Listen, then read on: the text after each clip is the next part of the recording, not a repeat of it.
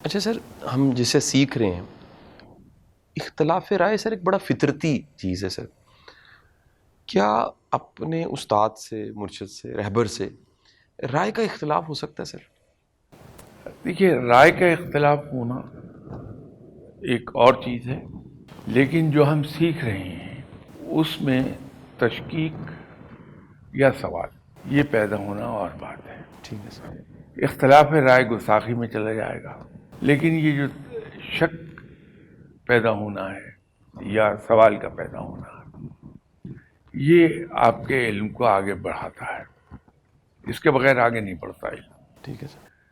تو جب ایک بات اگر کہی ہے، جیسے ایک آج کل بحث چل رہی تھی کہ زمین ساکن ہے یا زمین گھوم رہی ہے، اگر میری رائے سے مختلف رائے دی ہے ہمارے استاد نے یا مرشد نے، تو میں بجائے یہ کہنے کے نہیں صاحب آپ غلط کہہ رہے ہیں، صحیح بات تو یہ ہے، میں یہ بھی کہہ سکتا ہوں کہ صاحب بالکل صحیح کہہ رہے ہیں آپ، لیکن اس کو اس پہلو سے اگر ہم سوچیں صحیح.